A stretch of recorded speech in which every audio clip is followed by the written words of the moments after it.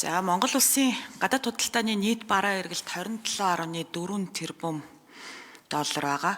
За үүний 97% нь уул уурхай 93% нь уул уурхай бүтээгдэхүүн, 7% нь уул уурхай бус бүтээгдэхүүн байгаа нь л одоо манай эдийн засгийн бас гол сорилт болчиход байна.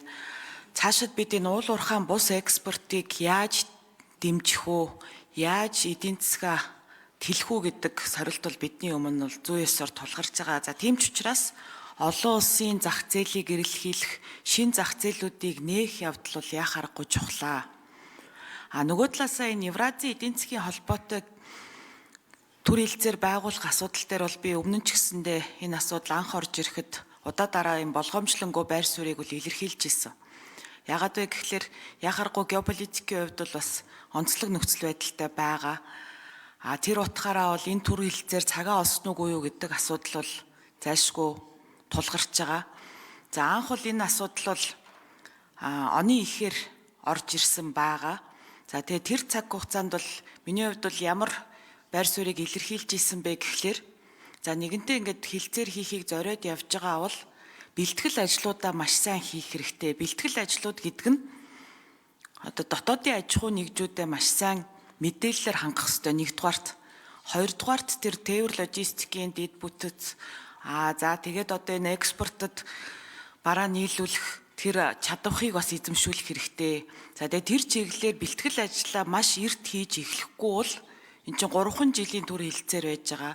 За тэр хугацаанд бид нар одоо хил нээгдлэл бол асуудлуудаа шийдтсэн шууд бараагаа экспорт нь гаргаж явах ийм нөхцөл байдалтай болох ёстой л гэдгийг бол тухайн үед бол нэлээд их хэлсэн. За тэгсэн чинь одоо сая бол яригдчихэж байгаа зүйлүүд дээр бас ийм ирээдүйн цагдаар яриад байна. Их хурл засгийн газарт бол хэлцээрт гарын үсэг зурх эрхийг аль хавар олгоцсон байгаа шүү дээ. Тэгээ гарын үсэг зурагдсан. За өнөөдөр бол сойрхон батлах шат явж гин. Тэгэд ийм ирээдүйн цагдаар бас яриад баймаргүй байна. Энэ бэлтгэл ажлууд чинь маш их цаг хугацаа авна. Тэгээд энэ иргэдийг аж ахуй нэгжүүдийг мэдээлэлээр хангах явдал бол маш дутмаг байдаг. За тийм ч учраас бид одоо анх Японтой хэлцээр байгуулах үед бол энэ дээр бас маш их алдаанууд гарч исэн. Тэрийг ч гэсэндээ тухайн үед хавар бол одоо нэлээд ярьсан. Тэгэхээр энэ бэлтгэл ажлын хүрээнд нийт ялангуяа одоо энэ аж ахуй нэгжүүдийг мэдээллээр хангах, энэ өрсөлдөөнд бэлтгэх, тэр экспорт руу чиглэсэн зүйл дээр энэ худалдаа ажилтны танхим юу хийж байгаа вэ? За төрөөс одоо яг ямар арга хэмжээ авж байгаа вэ? Яг өнөө хүртэл хийсэн ажлаа бас ярмаар байна. Ирээдүйн цаг дээр биш. Тэр хавраас хойш ер нь та бүхэн ямар ажил хийсэн бэ гэдгээ ярмаар байна. Тэгэд лавжаа За энэ дэрийн 4-р микрофон худалдаа ажилтны танхимын ерөнхийлөгч Лавж.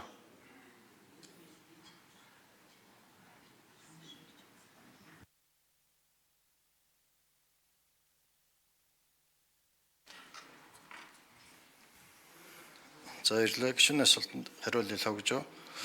Олон нийт хамт мэдээллийн асуудаг бол хэд хэдэн үе шаттай арга хэмжээнүүд бол тавигдсан байгаа.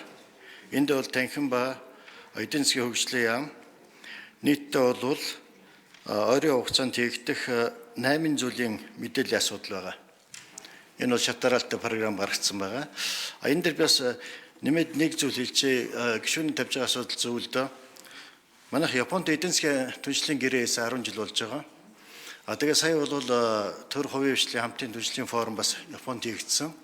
Тэгэхэд бол бид нэр өөрсдөө бий болцсон гэрээгээ ашиглах тэр менежментийн асуудал нь өөрөө их дутуу байсан. 10 жилийн өмнө яг гэрээ байгуулах би бас өөрөө тэнд байж таарч ирсэн. Тэгэхээр тэр үеийн 40 Япон мэрэгжилтэн одоо 40-өлөө байж байгаа. Тэгэхэд манай гадаад хэрэг худалдааны яам дээр тэр үед 20 хүн бэлдсэн. Өнөөдөр нэг ч хүн байхгүй байгаа.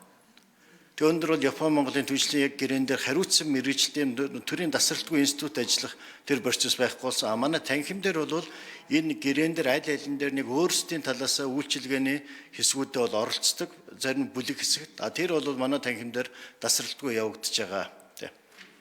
Баярлалаа.